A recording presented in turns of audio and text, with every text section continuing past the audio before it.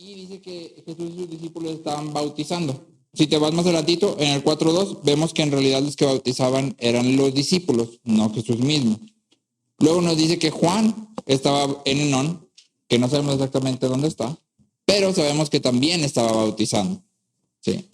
Nos dice Juan el Evangelista que esto sucedió antes de que Juan el Bautista fuera encarcelado, y nos cuenta nada más que de repente surgió una discusión. Se dice, de repente entre los discípulos de Juan y un judío surgió una discusión acerca de la purificación. Y acuérdate que purificación es una palabra para bautismo. ¿Sí? Entonces están discutiendo de algo. Y el evangelista no se preocupa por decirnos cuál es la discusión. Realmente solo dice, de repente hubo una discusión. Por lo que sigue, tú y yo podemos pensar que tal vez el judío llegó y preguntó algo así como que, entonces, ¿cuál es el bautismo bueno? O sea, si tú bautizas aquí, tú Juan está bautizando aquí, pero Jesús está bautizando allá, ¿con quién me debo bautizar? ¿Sí? Y si me bautizo contigo, ¿ya no me bautizo con Jesús? ¿O me bautizo con Jesús y luego contigo? ¿O el tuyo ya no vale? O podemos pensar que tal vez algo así fue lo que preguntó. Pero al evangelista lo que le interesa en realidad no es la pregunta, sino la respuesta de Juan el Bautista. ¿Sí? Y entonces, para entender este pasaje, debemos hacernos una pregunta muy importante. ¿Por qué de repente aparece otra vez Juan el Bautista? ¿Te acuerdas que en el prólogo, estábamos leyendo el prólogo y luego empezaba Juan con unas cosas bien complicadas? En el principio era el verbo y el verbo era con Dios y el verbo era Dios. Y luego de repente, y había un hombre enviado de Dios que fue enviado como testigo. Y como que Juan el Bautista siempre aparece en momentos como que nada que ver. Si te diste cuenta, el versículo 21 dice, pero el que practica la verdad viene a la luz para que sus acciones sean manifestadas que han sido hechas en Dios. Después de esto, Jesús así como que termina de repente, ¡pum! Sí, y luego ahí viene Juan otra vez, ¿sí? Juan el interruptor en el Evangelio de Juan. Entonces, ¿por qué aparece justo aquí? Si te acuerdas al final del Evangelio, el evangelista dice, si todas las cosas que Jesús hizo se pusieran por escrito, ¿te acuerdas qué dice? No alcanzarían los libros. Entonces, el evangelista está seleccionando lo que está escribiendo. Está diciendo esto sí, esto no, esto lo voy a poner aquí, esto lo voy a poner. Entonces, ¿por qué pone a Juan aquí? Porque justo después de la conversación con Nicodemo, aparece Juan el Bautista en algo que parece como que no tiene nada que ver. Nicodemo, ¿de qué está hablando con Jesús? De nacer de nuevo. Y Juan aquí está hablando o la discusión aparentemente es acerca del bautismo. Como que nada que ver, ¿no? Pero si tú y yo prestamos atención, nos vamos a dar cuenta que en realidad el evangelista está colocando a Juan y a Nicodemo para mostrar un contraste. Está enfrentando a Juan y a Nicodemo, ¿sí? Y el contraste es en la respuesta que cada uno tiene hacia Jesús. Nicodemo, si te fijaste, es introducido como maestro de Israel, ¿sí? Pero es un maestro de Israel, es decir, alguien reconocido, alguien prominente, que no entiende ni acepta el testimonio de Jesús. 3 veces Nicodemo hace preguntas a Jesús y las 3 veces su pregunta empieza con ¿cómo puede? ¿Cómo puede ser? ¿Cómo puede el hombre? ¿Cómo puede? Entonces Nicodemo está enfocado en lo que él como hombre puede hacer. ¿Cómo puede un hombre nacer de nuevo? ¿Cómo puede? ¿Sí? Y entonces lo que hace el evangelista aquí es decir, esta es la respuesta de Nicodemo. Nicodemo no acepta lo que Jesús está diciendo. Sin embargo, Juan responde de una manera totalmente distinta. Y en la respuesta de Juan, que es opuesta directamente a la de Nicodemo, hay 3 declaraciones que me gustaría que notáramos. Sí, lo primero que Juan responde es, ningún hombre puede recibir nada si no le es dado del cielo. Que esto reafirma lo que Jesús dijo, ¿no? Nicodemo pregunta, ¿cómo puedo nacer de nuevo? Y Jesús dice, oyes el viento, no sabes de dónde viene ni a dónde va. Es decir, no depende de ti. Y es lo mismo que Juan está diciendo, solo cuando es dado de Dios, ¿sí? Y entonces Juan, hablando de la situación, dice, Juan reconoce que tiene exactamente lo que Dios le ha dado, ¿sí? La situación de Juan en este punto es exactamente la que Dios ha asignado para él. Juan ve que la mano de Dios está sobre todo lo que está ocurriendo. Y entonces si la gente se amontona alrededor de Jesús, ahora están corriendo hacia Jesús para ser bautizados, ¿sí? Es porque el Padre así lo quiere. Juan reconoce que su situación, así como la de Jesús, han sido asignadas por Dios para ellos. Nada se está saliendo del control de Dios. Y esto es algo que los puritanos y los reformadores llamaban vocación. ¿Sí? Ya hemos platicado un poco acerca de la vocación en Génesis. William Perkins dice, la vocación es cierto tipo de vida asignada e impuesta en el hombre por Dios para el bien común. Entonces, básicamente, vocación es toda tu situación de vida. Si eres hijo, si eres hermano, si eres papá, tu estatus económico, tu salud, tu situación social, todo. Si eres grande, chico, delgado, gordo, todo eso que no está en tus manos controlar hasta cierto punto ha sido asignado y se llama vocación. Sí, y justo esto es lo mismo que Pablo dice en 1 Corintios 7, 17. Pablo dice, según el Señor ha asignado a cada uno, según Dios llamó a cada cual, así ande. Según Dios ha asignado a cada uno. ¿Sí? Entonces, un pastor decía, si ni siquiera un pajarillo está olvidado delante de Dios y todos los cabellos en tu cabeza están contados, ¿qué tan probable es que los roles en tu vida estén fuera del cuidado soberano de Dios? ¿Qué tan probable es? Cero probable, sí. Nuestra familia, nuestro trabajo, nuestro estatus social, económico, todo ha sido asignado por Dios para nosotros. Nada se escapa de sus manos. Sí. Lutero decía, parece poca cosa cuando una doncella cocina o limpia o hace otras tareas del hogar. Pero ya que el gobierno de Dios está presente ahí, aún este pequeño trabajo debe ser alabado como un servicio a Dios. De hecho, Lutero hablaba de cambiar pañales, de cuando un hombre cambia pañales como un trabajo de más santidad que el que realizaban los monjes o las monjas en la iglesia, porque estaba cumpliendo con el rol que Dios le había asignado.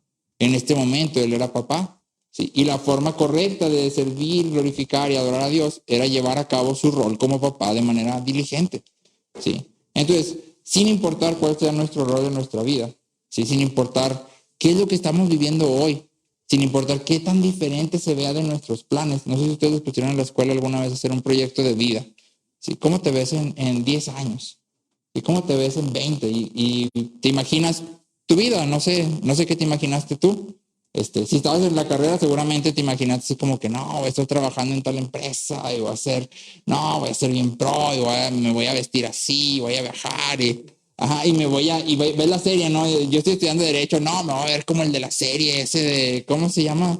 De Suits, pero el personaje, ¿cómo se llama? No lo recuerdo. No, como Michael Carvey, sí, voy a entrar y voy a traer un traje bien caro y te ves, no, es así, no. O si estabas, por ejemplo, en el caso de, no comparto un caso personal porque la verdad es que yo no soñaba con ser ingeniero, aunque estudié ingeniería. Entonces, mi proyecto personal era, no quiero estar en una oficina. Ese era mi proyecto personal, ¿sí? Yo no dije, no, voy a estar con un casco ahí en mi oficina, con mis botas. No, yo no pensaba en eso, ¿sí? Pero sí, por ejemplo, cuando conocí a Francis, su proyecto personal de vida era dar clases en universidades, 3, 4 universidades, trabajar en el seguro, hacer una maestría, un doctorado y trabajar en la privada. Ese era su proyecto personal, ese era así como que su máximo. Sí, te estoy hablando hace 6 años. Sí, ahorita pregúntale si ya estoy en un posgrado, si trabaja dando clases, si trabaja en el seguro. Y te va a decir, no lo estoy haciendo. Sí. Ahora, cuando yo salí ya de la carrera, que mi papá me ayudó y fui a hacer prácticas a Sonora, fui a una mina donde sacaban oro. Y la verdad es que estuvo súper padre. O sea, yo no crecí bien, pero cuando estuve ahí, porque estuve como 2 meses y medio viviendo ahí en la mina, estuvo increíble. O sea, fue así como que wow. Y nos levantamos a las 5:30 de la mañana porque el Inge, que era mi jefe, su filosofía era tienes que ser el primero en llegar y el último en irte. Entonces él nos levantaba temprano y estábamos en la oficina antes que cualquier operador del primer turno. Llegábamos antes que los camiones y nos íbamos hasta que ya estaba noche. Pero para mí estaba padrísimo. O sea, estabas ahí, lo que esto ponlo aquí, eso ponlo allá. Y ahora, me acuerdo que nos pusieron trajeron una muestra del mineral y nos pusieron a palear con pala, 1 tonelada de mineral, que es piedra, 1 tonelada. Y lo que tenías que hacer era, aquí estaba la montaña y con una pala la tenías que agarrar de ahí y ponerla aquí. Y luego de aquí, otra vez ponerla aquí. Era todo lo que hacías. ¿Para qué? Para mezclarla. Tenía sentido, pero era eso con pala, 1 tonelada. ¿Sí? No, estaba el aro, no, sí, porque estaba muy padre. Entonces yo cuando terminé todo eso dije, aquí sí quiero trabajar. Aquí sí trabajo, o sea, de verdad, aquí sí, vamos a meter currículum, no sé qué, y mándale, y que sí, que no. Hice la prueba como 3, 4 veces para entrar a Peñoles, era una mina de Peñoles. Pues las 4 veces me dijeron que no. Y entonces así como que mi sueño momentáneo de repente se esfumó. Y luego ya empecé a trabajar, bueno, lo que hay, ¿no? Pues está la escuela, pues da clases por mientras, siguen mandando currículums, ok, pues estoy en la escuela y todo. Y de repente me empezó a gustar que los videos, hacer videos, y compré una cámara y estoy haciendo videos y que tómale, y que hay aquí y el de allá, y luego, y de repente por azares de diosidencias y malas decisiones, porque también yo he tomado malas decisiones. Llegó un punto en el que dije, no puedo ir por aquí. O sea, no puede ser mi sueño ser esto. Aunque está padrísimo, me gustaba muchísimo. No puede ser mi sueño porque al ser mi sueño, estoy llevándome entre las patas a mi esposa, estoy descuidando otras cosas, estoy tomando malas decisiones financieras, no puede ser mi sueño esto.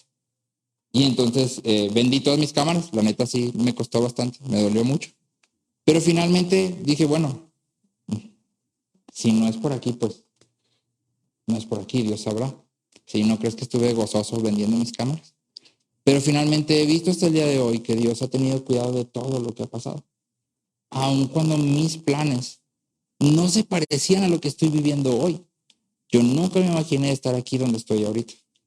Nunca. Este nunca fue mi sueño, mi plan, nunca. Sin embargo, he visto la mano de Dios. Y entonces, vocaciones es eso.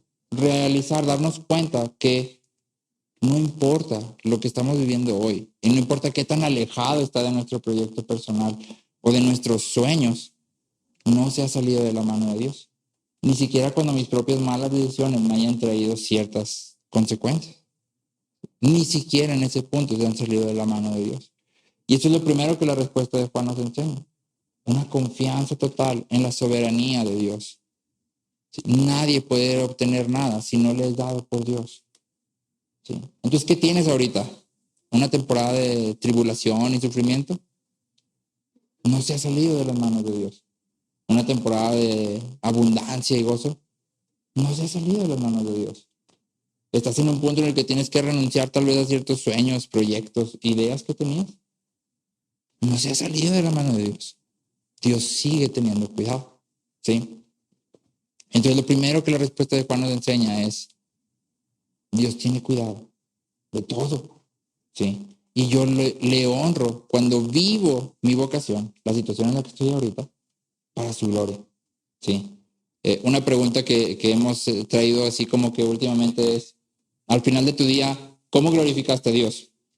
Y platicando con varios, yo decía, a veces está bien difícil, pero cuando vemos toda nuestra vida como asignada por Dios, no está tan difícil. ¿Cómo glorificaste a Dios hoy? Hoy amé a mi esposa. Mi vocación es ser esposo. La amé y eso le da gloria.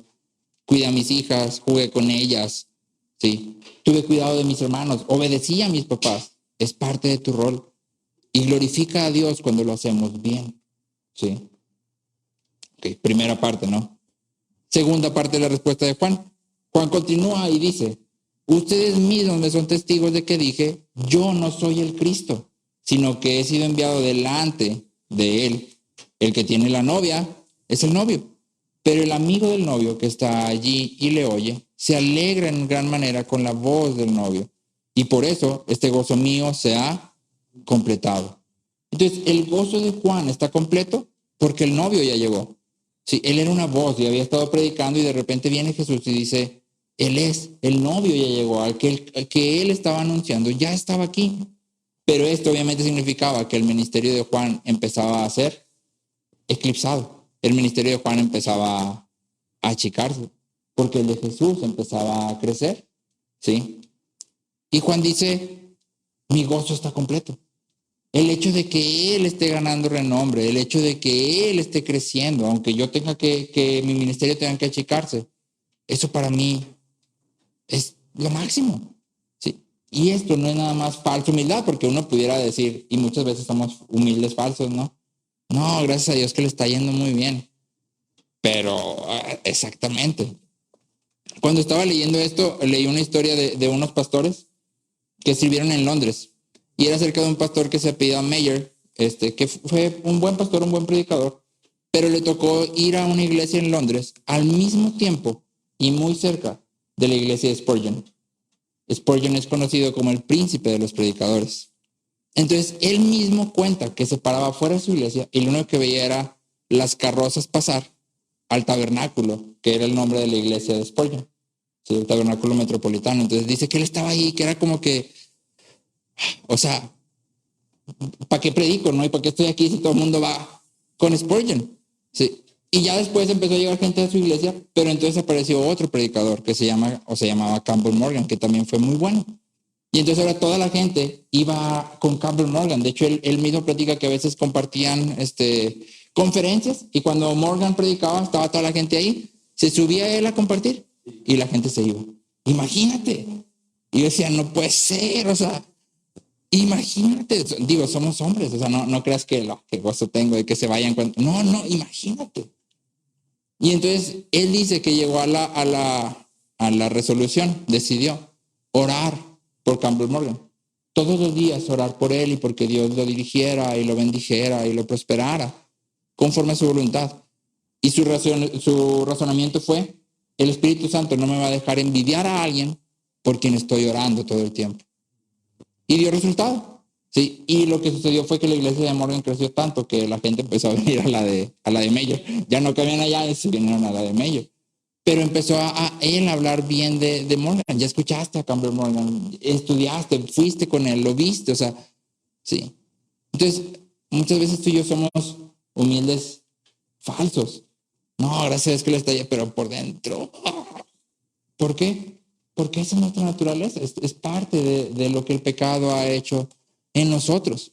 Y Juan aquí nos modela una vida que de verdad ha sido vivida y que de hecho va a terminar siendo vivida para cumplir con su misión. ¿Cuál era la misión de Juan? Exactamente. Sí, en el Evangelio de Juan lo leemos en el capítulo 1. Su misión era ser un testigo de la luz a fin de que otros crean. Esa era su misión. Eso fue lo que él hizo. Y entonces la pregunta para ti, para mí es, ¿cuál es nuestra misión? ¿A qué Dios nos ha llamado? ¿Sí? Y esto muchas veces es como que no sea Dios que me ha llamado. La Biblia es clara a que nos ha llamado. Acompáñame por favor a Mateo 28.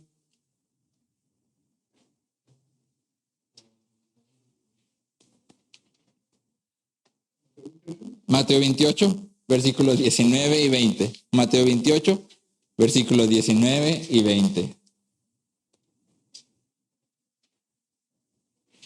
Dice Jesús, vayan pues y hagan discípulos de todas las naciones, bautizándolos en el nombre del Padre y del Hijo y del Espíritu Santo, enseñándoles a guardar todo lo que les he mandado.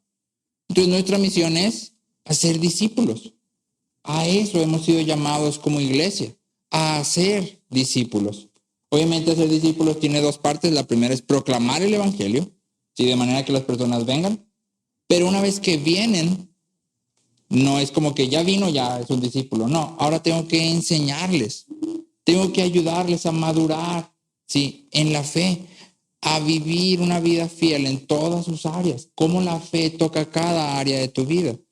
Y esta es una misión para todos los creyentes. Es decir, no solo los líderes o los pastores de la iglesia hacen discípulos. No solo los líderes o los pastores de la iglesia discipulan. Toda la iglesia está llamada a discipular y ser discipulada. Un pastor decía, si no estás ayudando a otros a seguir a Jesús, no tengo idea de a qué te refieres cuando dices que estás siguiendo a Jesús. Seguir a Jesús implica ayudar a otros a seguirlo también. Si no estoy haciendo eso, hay algo que falta, hay algo muy esencial. No es como que, pues si quieres puedes ser discípulos. Es la misión esencial de la iglesia, hacer discípulos. Sí, y es para cada uno de nosotros.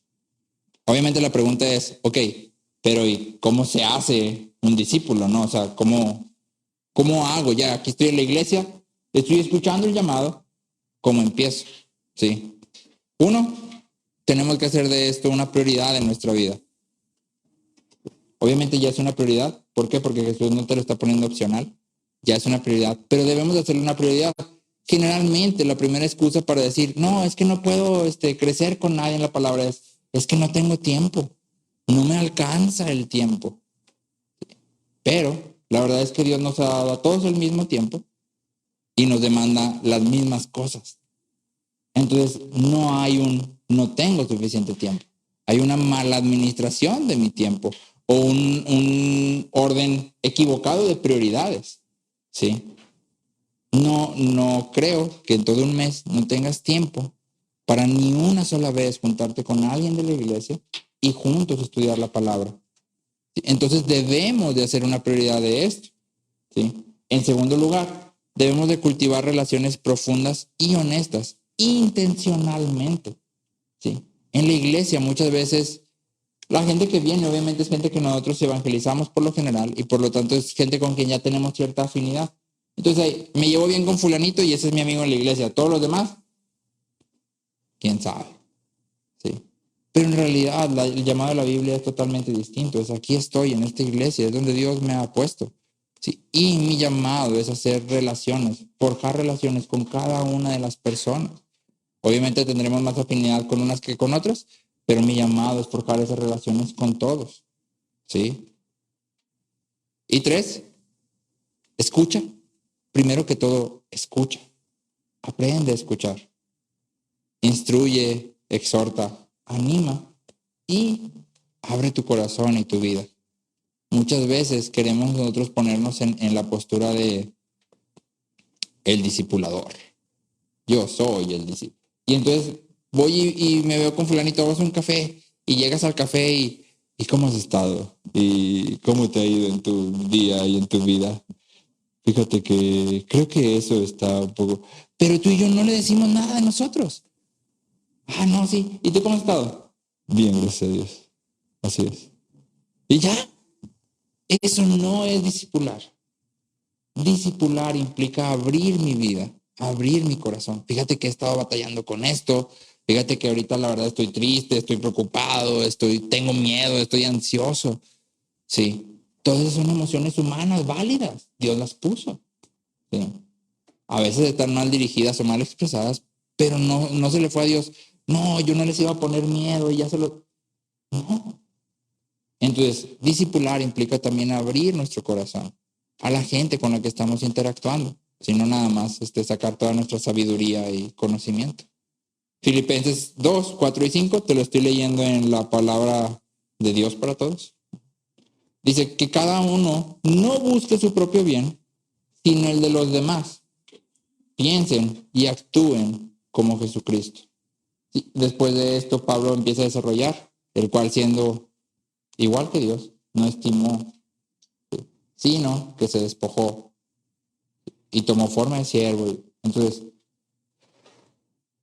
¿crees que hay algo más valioso en tu vida que ser igual a Dios?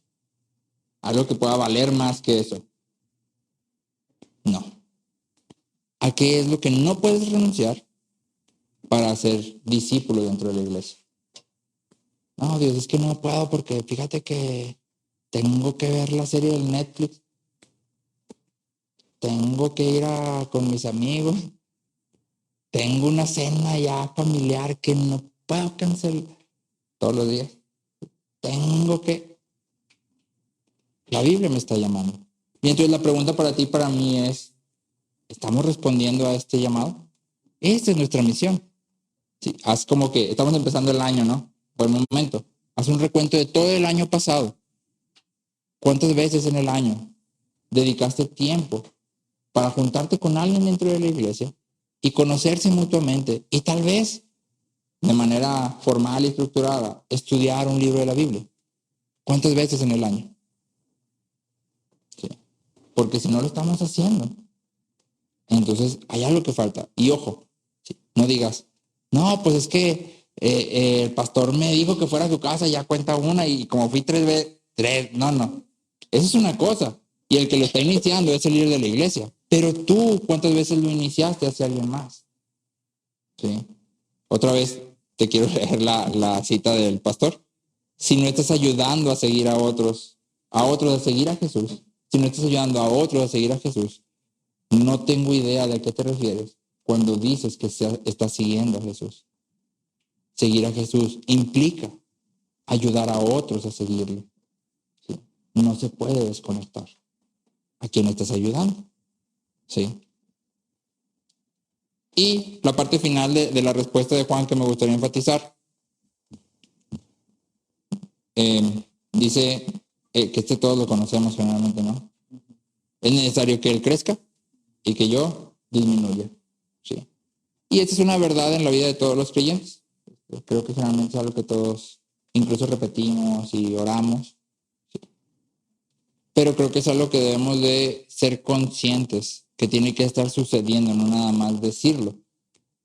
Que nosotros menguemos y que Él crezca implica que la imagen de Cristo es más visible en nosotros cada vez. Cada vez nos parecemos más a Cristo. Sí, que lleguemos a convertirnos en gente madura, vernos tal como Cristo y tener toda su perfección. Es como lo frasea Pablo en Efesios 4:13.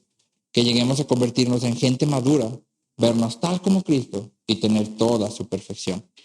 Obviamente este es un estándar que vamos a alcanzar cuando lleguemos con Él, pero en el entretanto podemos estar creciendo en madurez. ¿La madurez física se puede medir?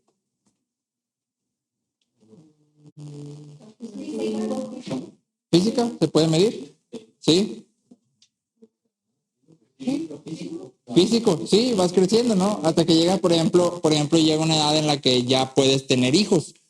Madurez física, ¿sí? ¿Ok? Madurez emocional, ¿se podrá medir? ¿Puedes decir que hay una persona que es emocionalmente inmaduro y luego decir él es emocionalmente maduro? Sí, se puede medir también, ¿verdad? Hay ciertos comportamientos que nos ayudan a medir esto. La madurez espiritual o la madurez de la fe, ¿se podrá medir? Sí.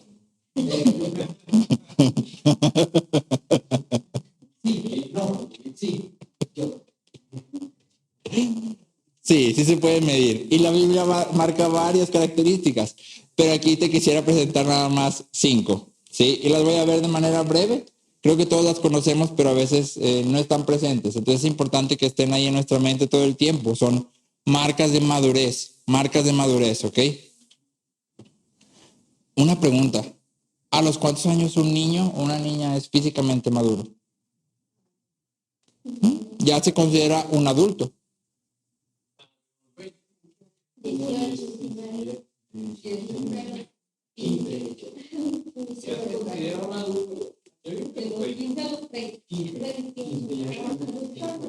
Estamos hablando de un estándar físico, ¿ok? Físico.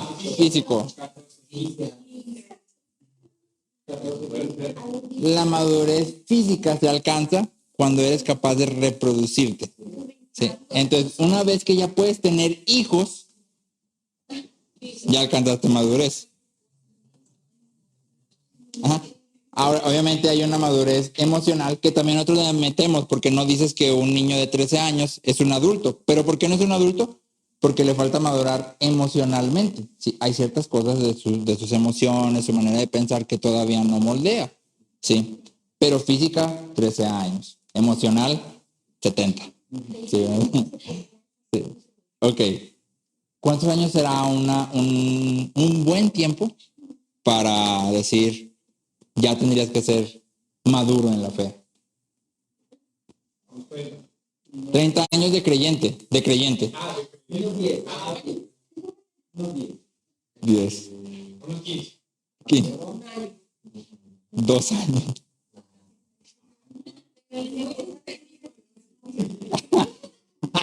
Sin chocolatitos. Sí.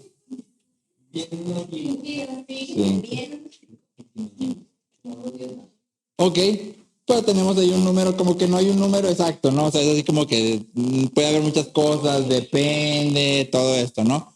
En Hebreos, el autor de Hebreos dice, debiendo ustedes ya ser adultos en la fe, es necesario que les vuelva a explicar los rudimentos, los principios elementales de la fe, ¿sí? Y él mismo dice, no les puedo hablar, está hablando de Melquisedec, y el mismo autor dice, no les puedo decir todo lo que pudiera decirles aquí, porque si se los digo, no me van a entender, porque son niños, pero ya deberían de ser adultos. La carta tiene más o menos 10 años de diferencia entre que nace la iglesia y la carta de escribe. 10 años, más o menos, ¿sí? Entonces vamos a usar eso como un estándar así como que más o menos, ¿sí? Más o menos, no te estoy diciendo ese, más o menos 10 años, ¿sí? Y piensa, ¿sí? Piensa, ¿cuántos años tengo de convertido? ¿Cuántos años tengo en Cristo? ¿Y qué tan maduro soy? Todos los años que tengas en Cristo, porque decían, no, pero me aventé uno de chocolatito. No, no, si estás en Cristo, estás en Cristo, estás en Cristo, sí. Entonces, vamos a ver estas 5 características y piensa, si soy ya una persona madura o ando todavía en pañales, ¿sí? Primera característica, conocimiento y aspiración. Conocimiento y aspiración. Sí, la marca principal de una madurez en desarrollo es el crecimiento en conocimiento personal y experiencial de Dios. Sí, es decir, no solo tengo un conocimiento teórico, sino también he experimentado lo que sé de Dios. Cuando hablo de la providencia de Dios, no solo es algo que está ahí en la Biblia y me lo sé y te lo puedo, sino que lo he vivido. Te puedo decir las formas y los momentos en mi vida en que yo he dicho, no me queda nada más que confiar en la providencia de Dios. Y ha sido difícil, pero confiando en su providencia he salido adelante. Hasta aquí Dios nos ha traído. ¿Sí? Y esto es acompañado de una aspiración por conocerle mejor. Entonces, ¿cuánto conocimiento hay? ¿Y qué tanto anhelo conocerle más? ¿Sí? Y no un anhelo de, sí, yo quisiera leer. No, un anhelo de, voy a dedicar un tiempo para estudiar, para escudriñar, para estar con la iglesia. Porque, ¿sabes? Ahorita te decía yo, ¿cuánto tiempo has dedicado tú a buscar a alguien? Sí. Pero ¿cuánto tiempo has dedicado también a decirle a alguien dentro de la iglesia, oye, tengo un chorro de dudas, ayúdame? Sí. O tienes tiempo, podemos ir a un café, es que tengo muchas dudas, he estado leyendo y tengo preguntas. ¿Puedes ayudarme? Porque muchas veces ni siquiera tenemos preguntas acerca de la Biblia. Y eso implica una de 2 cosas. O ya eres un ser celestial que no debería de estar aquí. Sí. O no estás leyendo la Biblia con atención. Porque cada vez que abres la Biblia hay preguntas y preguntas. Sí. Éxodo 33:13 dice, ahora pues, si he hallado gracia ante tus ojos, te ruego que me hagas conocer tus caminos, para que yo te conozca y halle gracia ante tus ojos. Te ruego que me hagas conocer tus caminos. ¿Sí? ¿Qué tanta hambre tenemos por conocer a Dios? ¿Sí? ¿En torno a qué actividades gira tu día? Ese fue Éxodo 33:13.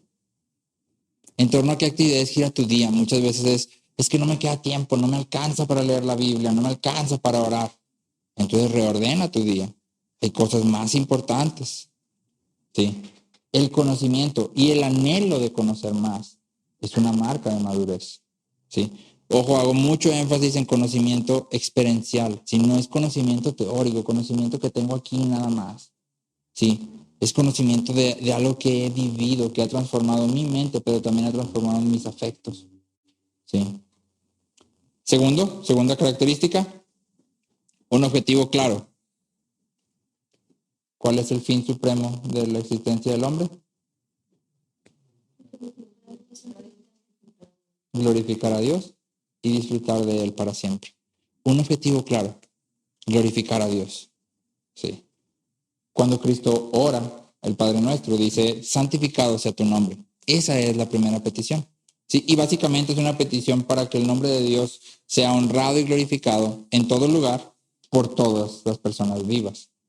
Entonces, tal como Cristo, tú y yo, conforme vayamos madurando, vamos a ir experimentando una pasión creciente por la gloria de Dios.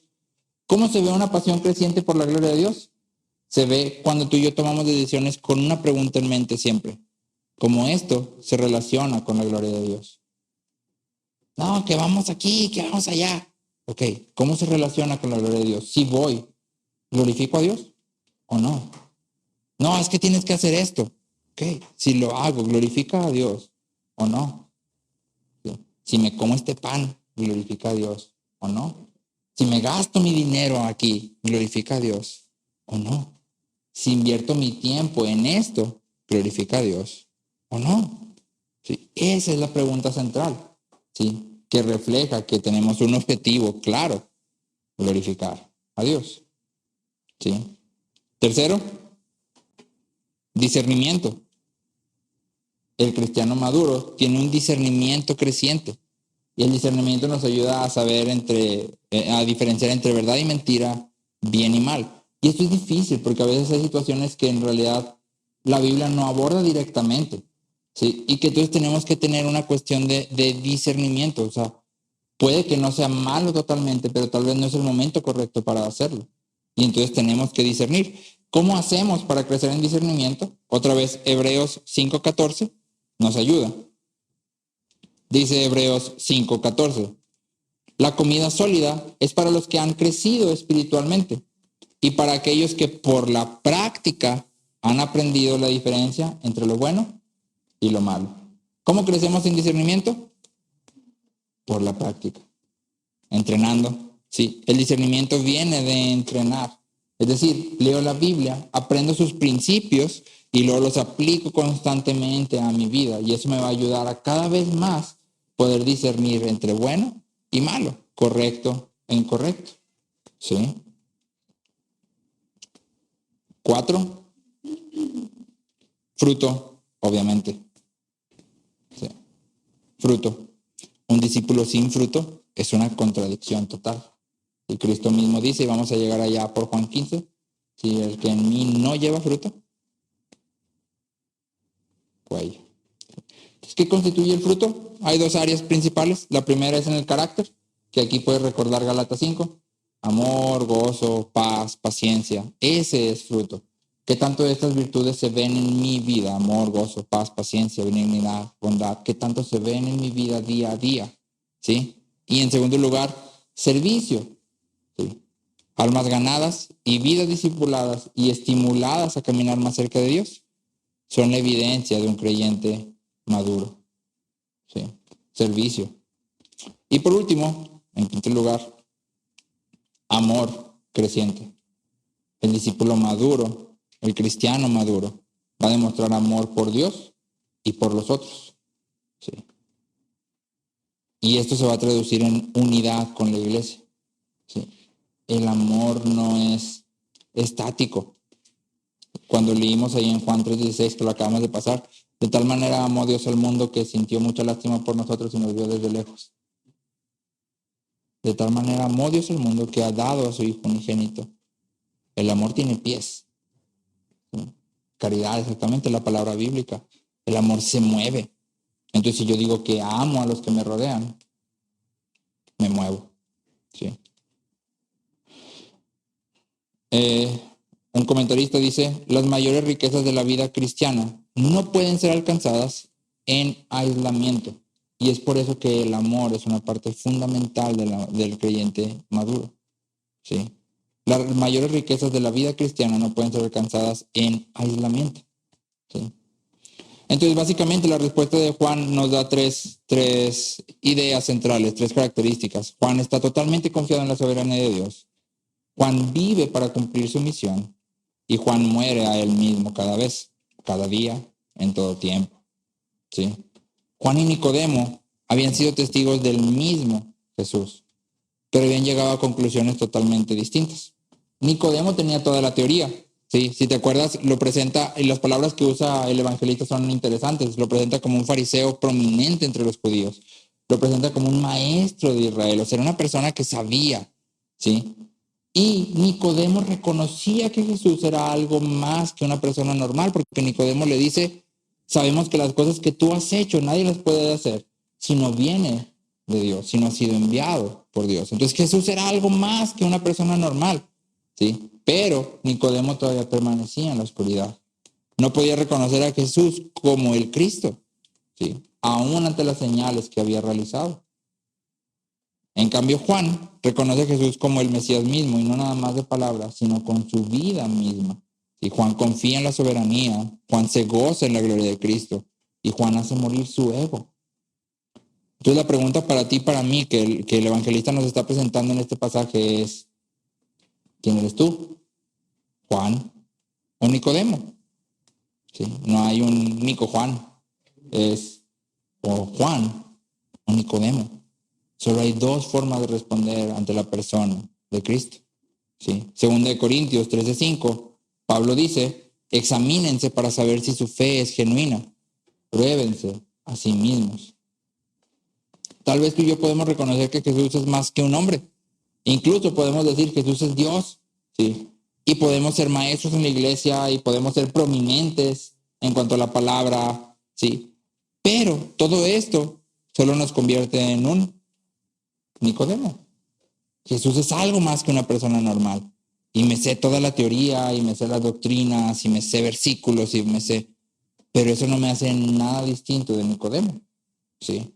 La respuesta correcta, la creencia genuina, la fe que verdaderamente salva, es aquella que nos lleva a rendir toda nuestra vida ante Jesús. Es aquella que nos lleva a confiar en su soberanía, a vivir para su gloria y a morir a nosotros mismos. Esa es una fe que verdaderamente salva, ¿sí? Cristo debe convertirse en nuestro mayor tesoro. De manera que podamos decir junto con Pablo, mi principal deseo y esperanza es tener el valor necesario para honrar a Cristo a través de mi vida, sin importar si vivo o muero. Mi principal deseo y esperanza es tener el valor necesario para honrar a Cristo. Ese es mi principal deseo y esperanza. Y es interesante que es deseo y esperanza, es lo que anhelo y también es lo que espero haber hecho hasta el final de mi vida, es como que lo que me motiva, es mi esperanza, ¿sí? Entonces todas las mañanas cuando Pablo se levanta y dice, hoy es un buen día para honrar a Cristo. Y cuando se duerme a la noche, Pablo se duerme y dice, hoy honré a Cristo. Hoy fue un buen día en que honré a Cristo. Mi vida sirvió para eso, ¿sí? No sé qué te levantas tú pensando. Muchas veces yo me levanto pensando, la niña está llorando y salgo corriendo, ¿sí? Pero dentro de esa exclamación debería estar la niña está llorando, ¿cómo voy a glorificar a Cristo mientras la niña está llorando? ¿Sí? Si esto no describe nuestro día a día, si la gloria de Dios no dirige todas tus decisiones o las mías, este es un buen momento para volvernos a Cristo. Este es un buen momento para rendir nuestras vidas, porque Dios nos ha amado. Y es el énfasis aquí en este pasaje. En Juan 3, el énfasis está en la persona de Jesús, en lo que Jesús es y lo que hace. Y solo hay dos formas de responder ante Él, ¿sí? Y la forma correcta es aquella que es una vida rendida, no una declaración intelectual, una vida rendida a sus pies.